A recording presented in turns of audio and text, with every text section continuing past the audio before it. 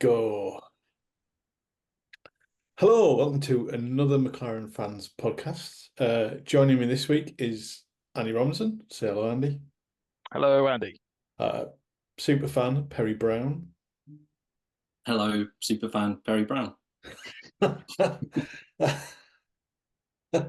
another super fan, Keith Muse. Yeah, hi Keith. Or should I say extra fast Keith in the wheelchair? We'll come back to that later though. Yeah, exactly. Yes. So the observant lot of you will have noticed that Sarah isn't here this week. She's not very well. So we're hoping to have her back on the podcast maybe in a month or two. But yeah, get well soon, Sarah. We of course had reams and reams of notes from her of what we should talk about. So hopefully we'll get onto them later. But without further ado, let's talk about Austria. And let's just dive straight into it because, we could pussyfoot around sprint races and the position two in there. And, I thought Oscar did really well all weekend, but nobody's talking about that. So let's talk about what everyone's talking about. So I'm going to be a little bit controversial. Now, it's a McLaren fans podcast. We are probably going to be biased. Sorry, no, we are going to be biased. Honest. So, none of us are going to really be sitting here going, Max was completely, innocent in it all, like Christian Horner said. So, my take on it, and I'll put this out for you guys after this, is that the initial contact, I had no problem with that whatsoever.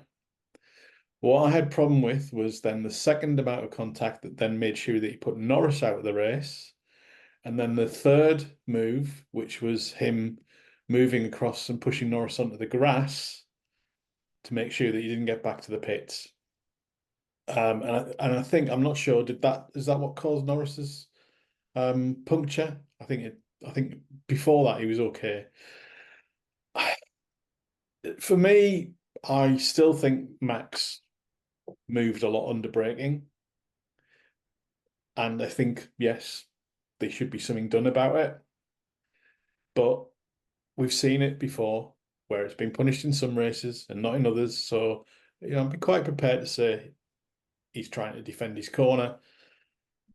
But to put another guy out of the race, causing a collision, and then getting a 10-second penalty, which meant nothing in the end to him, and we're out of the race, left a really bad taste in my mouth. And, it comes to something when even my mum texts me and says she's really angry about that. And my mum watches F1 every now and then. So, let's be honest. I think the vast majority, as Andrea Stella said, there's only one group of people that think that they've done all right here and the rest of the world. So, gentlemen, I put it to you. What are your views on this? Christian Horner at the end of the race telling Max what to say. He came on, faked a radio message, telling Max what to say in the press pen afterwards. Tells you all you need to know. If you've got to be coached on your media duties at the end of a race, something has gone wrong. Yeah. Yep. Yeah, I'll argue slightly against where the damage happened. I'm pretty sure it was all in that first contact because Max Verstappen's wheel was off the rim. The rim was bent in one place, so that's why his lost air immediately. I think the way that it broke the rim actually cut Lando's tyre, but it took a bit longer for that to show. So he thought he was okay, and then, as you say, then there's the second bit of contact where he hits the front wing, but it's actually the right rear that punctured. Whether he got it when he was on the grass, again, I didn't like that. I didn't like him moving across. That felt very Schumacher-esque. Sure lose. He's already got the puncture, and he's trying to again use his car as a weapon in effect. And he knows his race at that point's done, and he's still trying to do something. It felt very, very off that he then did that. So I don't think he picked it up going across the grass, but it wasn't good at all. Yeah. Yeah, I mean, I'm going to agree with all of the above, but I also think that if Max had been cut off like he was cutting off Lando up to that point, every other lap, we'd have heard nothing but whinging over, and they're moving under braking, they're moving, but he was getting away with it lap after lap, and it really felt to me that it was that Schumacher. If I can't finish, you're definitely not finishing. So that push into the grass for me was just a little step too far. It just felt completely wrong. If I can be honest, it was it just annoyed me so much. And never forget, this is against one of his best friends in the paddock, someone that he Exactly. Yeah. genuinely respects and has like an affinity to, Mm. and he's willing to do that to them. Yeah, Yeah, and I don't know if you guys watched Anthony afterwards, but looking at the replays, he replayed so many of those moves and then some of the old moves back, and you could absolutely see what his mentality was behind those moves that he was doing. So, Yeah. But the thing is, right, I mean, if we said to each of you guys, you know, if you didn't know which one of the Red Bull drivers was there and you saw that footage, you would go, well, that's Max. It's not Checo. You know, we know Max is going to drive like that. What we've got to do is we've got to drive against that in some respects.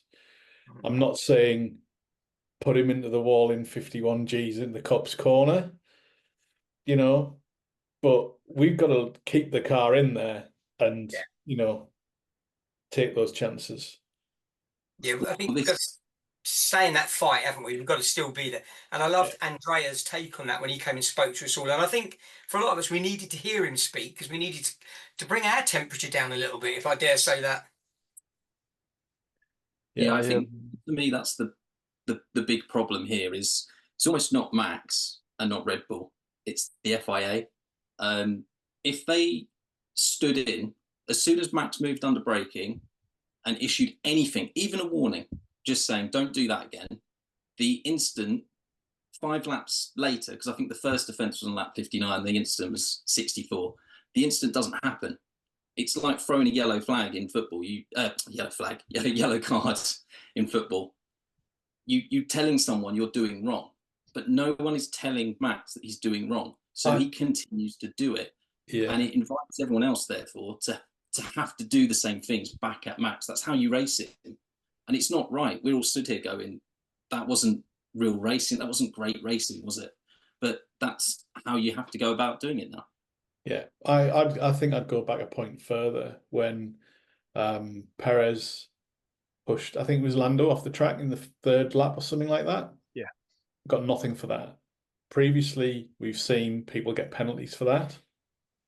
So Perez. if you're seeing that and Red Bull are not getting a penalty for that, they go, okay, well, the stewards are a bit lenient. So what can we get away with? Where is the limit? We're going to try and find the limit. was it Perez pushing Oscar off in the sprint race on the the first lap, so after the first 3 corners on the outside of the turn 4, I think it was. I think it was in sprint race. It He was just the main pushed him race. off. Is it in the Oh, was sprint it the race? main It race? actually Sorry. happened in the main Yeah. race as well, Sorry. Lando, I think. Yeah. Well, that was it then. So I was watching in a field with no commentary. Yeah. So there's me and my partner watching on a phone in a field, no commentary, no sound. And the last 20 odd laps, we were seeing that Lando was just getting more aggressive with his overtakes. He had to. Max was going off on the corners, and with no outside influence and no commentators telling us what to think, we came to exactly the same conclusion. Max had purposely driven into Lando and then blocked him off and tried throwing him into the wall or into the grass on the next straight. Something has to happen. Something won't happen. Yeah. I can't see them doing it. I can't see what they can do now that the race is over without. Can they do him for dangerous driving? Can they retrospectively do something? I don't think so. He's got 2 penalty points. Yeah. That's all that's happened at the moment. But make sure it doesn't happen again. Put the rules in place. Document it. Put rules in place. Can't move in the braking zone. Well, it is there, and it's important to say he didn't get penalised for moving under braking. He didn't get penalised when Lando overtook him, and he just drove clean through the runoff area and carried off into the lead and didn't give that back. He only got punished for the collision itself. That's the only thing, and he got the 10 seconds. It was for causing a collision, wasn't it? Yep. Yeah. Yeah, I think this brings me back. And I've seen this point loads, and the more and more I think about it, the better I think this needs to. I hate to use football analogies in F1 because sometimes football sucks, but now we've got sort of professional referees, let's just say, at the highest level. Why don't we have professional stewards? Why don't we have a group of 6 stewards that can rotate between different races so that we get some kind of consistency across all races? And go, I'll take your football analogy. Why don't they explain the decision afterwards as well? So Yes. if someone's done what Max has done, let's explain why it wasn't penalised, because we've got the 4,000 different angles of video. Yeah. We can show exactly what's gone on. Tell us why, and therefore the other drivers know what's acceptable. And if you know what's acceptable, you can race for it.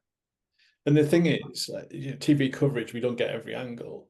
And this was quite on the qualifying the day before, when Oscar got his lap time deleted. When you looked at the TV coverage, you were like, his back wheel is still on the white line, therefore it's not all 4 wheels off the track from the angle the TV coverage has got. So what has happened? What have they seen that we haven't? Or have they just looked at it and gone, well, it looks the front wheels are off the track, so therefore he's off the track, penalise him, delete the lap? Or was it an automatic thing? Who knows?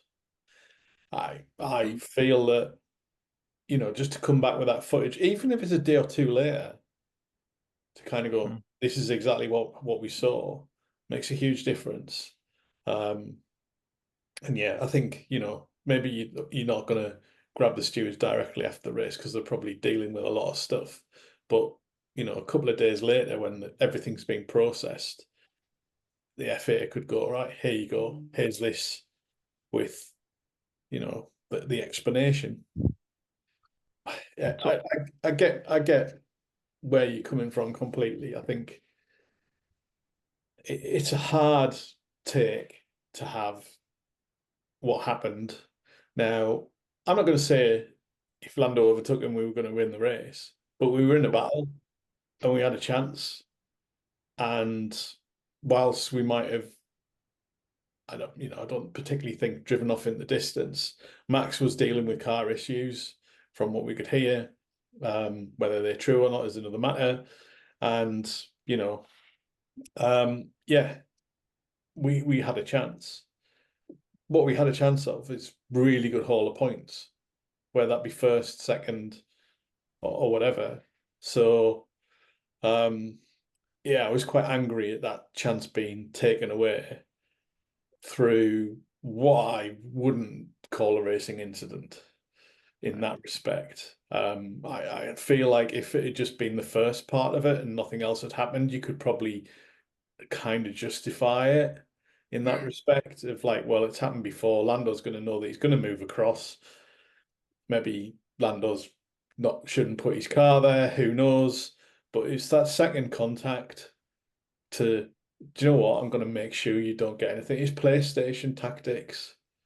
It's, Perry, you've done loads of sim racing. It's basically when you and me are going down that straight and we come to that first corner at Spain, I've got no awareness of where I'm going because it's my first time racing and I'm just going to take you off even though it's that kind of thing, isn't it?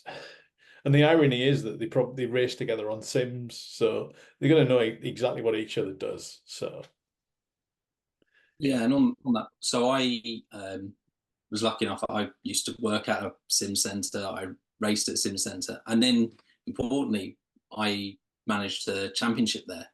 And the thing that I wanted to implement as an competitor in the championship was I said, I don't just like that decisions come out and there's no explanation. As Andy said, you sit down, and I gave every driver a chance to say, look, I've given this decision. If you want to sit down with me for half an hour and go through all of the footage and why I've given that decision, let's do it. And that's ultimately it. It's a learning experience. It's not about putting someone in stocks and let's absolutely light them up and harass them for making a mistake, because it happens. But it's about learning and making sure it doesn't happen again from that point onwards. Yeah, Yeah, I agree. I think that's the thing, isn't it? And we've also seen a few times on Twitter people saying, "Oh, now the McLaren fans are up in arms. That where were they in 21? Oh, we were all there in 21. We were saying there. it's not right." Definitely. Yeah, Yeah. it's Silverstone's going to be interesting. Definitely, I don't think Max is going to get such a warm reception. Yeah, I just think, yeah, we'll see how it pans out. I think it'll be quite hostile, to be honest. I can't imagine him walking out and getting a cheer. No, no. But it's right. It's not sold out, so they didn't get a quiet cheer anyway. And it's his fault. It's his fault, right? It's Max's Apparently fault it's the his Silverstone's fault, not yeah. sold out. Yeah. Yeah, Yeah. apparently so. Yeah, so the I guess the other thing from the weekend was watching the race. Obviously Lando was out and Oscar did pretty well for us. I tell you what not McLaren related, but I couldn't believe how far, despite Charles Leclerc having 17 pit stops, Yeah. he still managed to finish in front of Logan Sargent by a long way. I just was like, yeah, ridiculous. I don't know how that guy's got a seat. Similarly, I don't know how Perez has got a seat for next year. It's just, yeah. Can I ask a question about Austria?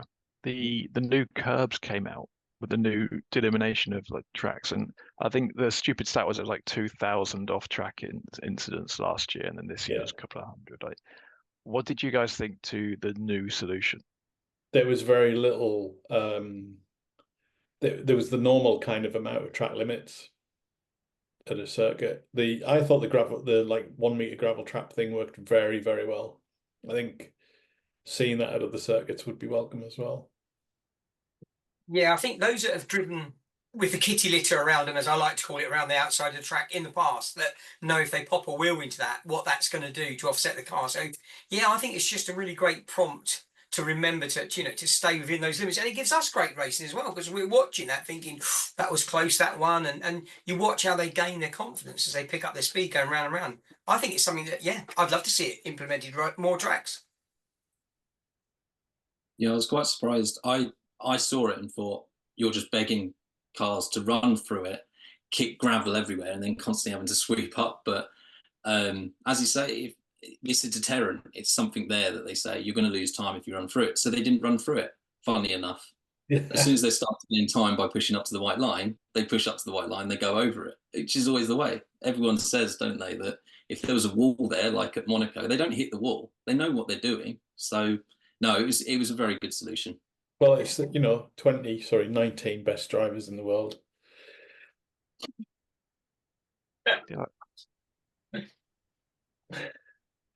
So yeah, all right. Well, I was anyone at else got anything Austria. to say on that? Yeah, I just wanted to talk about the curb bit. I was at Austria in 2019, and I remember watching the last corner where the drivers go wide, and Danny Rick, I swear in my head it was Danny Rick. If he had someone close behind him, he'd go a little bit extra wide and just throw mud up from that last corner and then carry on. And if he didn't have anyone behind him, he didn't go wide. He didn't throw mud up. If someone was behind him, the mud got thrown. And it was beautiful. So Perry, what you're saying about people going wide and throwing the stones up, it could become a tactic. If someone's close behind you, go a little bit wide, throw a bit of dirt up in the face. It could become a potential issue. Just don't do it 4 or more times. Yeah. Yeah. Did we actually serve our penalty for 5 seconds in the end? I think. Yeah. Yeah. I saw somebody confirming it on Twitter. So yeah. Yeah, like Yeah, you, Andy, I think they said that he did actually stay in the car and they didn't touch anything for the 5 seconds, so he wouldn't get points or roll it over to the next race. So yeah, which was pretty quick on their part to keep him in the car, in my opinion, knowing that he was going to get out. It was practice that. Good. Right. So shall we move on to once again? Well, it's a triple header, isn't it? So we're now on to the last of the triple headers, which is Silverstone.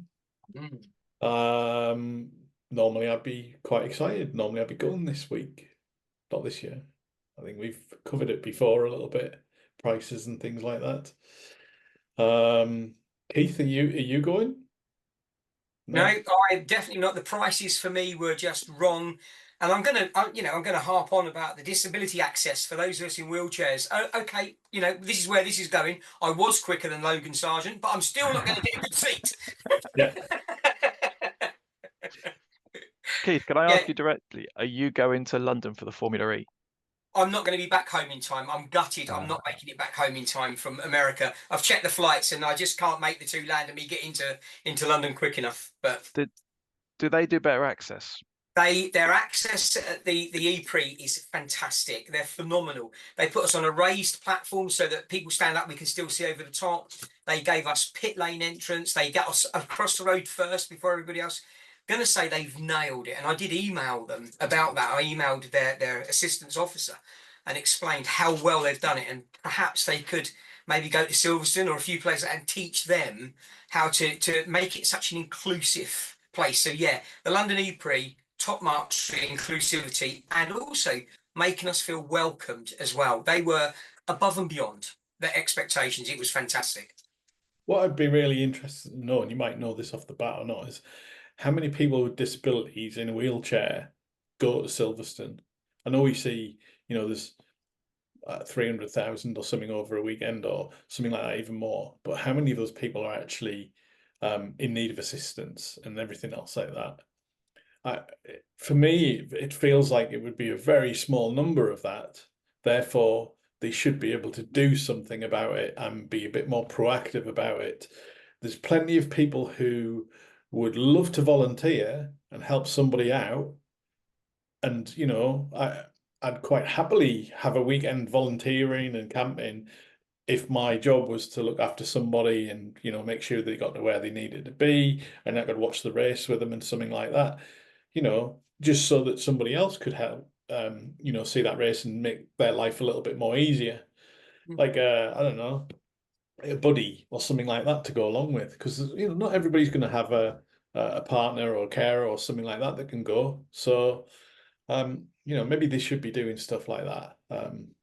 It's That would be for those of us that I'm not just talking wheelchair users, people that are on crutches or walkie sticks that can't climb the stairs to the stands. yeah, Having a buddy system would be fantastic. You're getting you a coffee because you reel up to exactly. the coffee stands and you can't see where they are, because you're down too low, and then they give it to you and you're like, well, thanks. But you can't put milk and sugar in it because it's up there. Yeah. So just simple little gestures like that, which is where the London E-Prix were brilliant. They brought lowered counters in for people in wheelchairs. They had an accessible counter, so we could go. Oh, it might not have been on every counter, but we had that opportunity. So yeah, we're banging on about it at the moment because we really do feel that we want to be inclusive. We want to feel part of racing and not be excluded. It'd be nice to be able to participate. I mean, I totally get what you're saying, but my personal feeling is that Silverstone don't really care about fans. They care about tickets sold, and they don't care who buys them as long as they're at their maximum return on investment price that they can do. Yep. Do you know how much a Thursday ticket is to see zero track action? £100. Bang on. What? They used to give Thursday for free. Yeah. You bought a weekend, you could go on the pit walk. Yeah, and now you can watch the F1 show and you can go to the fan village and watch Kings of Leon. Okay, that's a decent ticket if you're into them, but not everyone is. And you go to a Grand Prix to watch the Grand Prix. £100 for a Thursday ticket. Wow. Yeah. Yeah, that says it all, doesn't it? They haven't. Yeah, they haven't sold out tickets this year. They haven't sold all of the Escapade housing monstrosities that they've built. It's hopefully people are voting with their feet. But once again, this is Max's fault. Yeah. I mean, he's found a good scapegoat, hasn't he? Let's be honest. Yeah. Stuart Pringle stood up during COVID and said, "Save us. Don't take your money back from the tickets you bought. Leave it with us. Save us. We need the cash." Yeah. And we all did because we were loyal. And we left he said he would, pounds. He said, yeah, you'll get your payback. Payback Yeah. was basically getting you know, our bank account raided. It doesn't sit well with me. I'd love to have gone to Silverstone this year. Feel for people who've paid full price. There's a lot of people excited. It's their first Grand Prix, and I can't blame them for going. But there are much better value ways to do F1 or other sports like FE. FE. For instance, I'll be going to the Budapest race, Hungary. It's literally cost me for flights and accommodation and race ticket less than it would be for a main grandstand seat and for the camping at Silverstone. I've bidded for tickets for the Indy 500 for next year. I've put in my application form, and the flights are going to cost me £800-ish. About that's the maximum it's going to cost. The tickets work out to be less than £100. You know, and I'm going and the disability access, their coordinators, as soon as they worked out that, you know, we needed some support, they were amazing in the fact that they've got golf carts that will pick you up and move you around the track in your wheelchair so that you can see the whole of the track. I expect to see you at the back of the grid lining up. Well, if Logan's there, Keith's there, trust me. I've got full gen, I've regen the chair. You watch this space. I can have him. Andy, Hungary, is that the circuit where as you walk around, the kebabs get more expensive at every stall? It was the ice creams, yes. Yes. So there's a little backstory to this. So I went a few years ago, and as we're in the sort of main area, there's a little stand for ice cream with a little umbrella on top of it, and in front of it's got just a number on it, which is like 3. And we're thinking, oh, €3 for an ice cream, that's not too bad, that's fine. So we're taking a bit of a walk around the track, in between some sessions and stuff like that. And we get around to sort of like, I don't know, about 5 or 6 corners. And I just turned to Sarah and said, I can't believe they're putting up this cost of ice creams every time we go around a little bit more. It's like, now it's €8 for an ice cream. They were like, what are you on about? I'm like, ice cream, it's got €8 on the front of it. Like, no, that's just the number of the kiosk as they go around. Well, there you go. So if anybody's out there, they'll know that I'll pay €8 for an ice cream, but no more. Oh dear, oh dear. So that's one thing I'm looking forward to, having a look to see if the ice creams have come down in price as we walk around the track this time. Isn't Hungary. it strange though that we're talking about going to alternative sites rather than the one in the UK because we're outpriced? We can go and enjoy it somewhere else for a better price and a better atmosphere than the one sitting on our doorstep. Yes. Yeah. Possibly better weather, but I can't really blame Silverstone or Max Verstappen for the British weather. So, you know. No. Yeah. No, I mean, Hungary is the one I went to as well. I've been to one race in 2013, and as you say, it was cheaper to go over to Budapest for 8 days, stay in a hotel, 4 days, because Thursday was free. Would you believe it? Sit in the covered grandstand opposite the pit straight, all for much less than even just a general admission ticket this year. It's unbelievable. I'm completely priced out. I'm very fortunate. I've got wife and daughter, of course, but I can't justify spending half of our yearly holiday money on myself for a weekend in the UK when they're not going to. They've got no Formula One interest. They're not coming with me, so I'm just disappearing off and taking £600 with me, £700 with me. It's just not going to happen. It's not viable.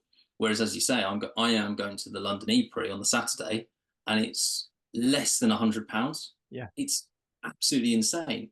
I went to British Touring Cars, not the weekend, just gone the weekend before. It cost me £39, and that was because I bought my ticket late. And you get a whole day, you can walk in the paddock, you can get anywhere. People will be going to Goodwood. There are just much better options available to people. Now, I'm not saying you shouldn't go to Silverstone or that we hate people that are going to Silverstone. It is just, you do have to weigh up your options, and I think there are just better ones out there. And the sooner that Stuart Pringle and Silverstone learn that, and bring their prices down to an acceptable level, then we'll flood back through the gates, I'm sure. But until then, we're just sat here talking about it on a podcast. Or do what they used to do, early bird, and just put the prices up at a set date. You know, the You used fact to that, buy them the year before at the Grand Prix. You could buy them the year before at really early bird prices. yeah, you know, kind of the fact that in the same day, within the space of 4 hours, the cost of tickets doubled was ridiculous. Not everybody's going to get access to a computer at 10 a.m. on a Tuesday morning because they're at work. You know, apart from you, Andy, who's, you know. No, I was doing an induction for new staff at 10 a.m. and I got the email through saying tickets are on sale now. And I paused the induction, put my ticket screen on my big screen in front of like 20 people doing my induction. I was like, this is what you're not allowed to do on the work computers. And I bought my tickets there and then.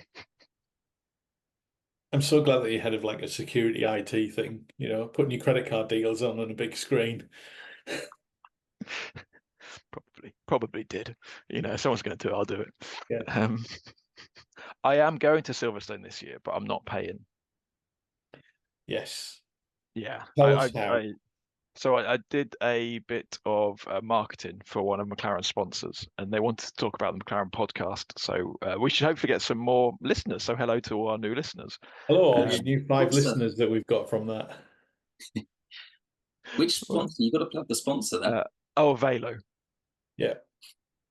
So we did a day of filming and talked about the podcast a lot and about some other bits. And then they're like, come with us on Saturday.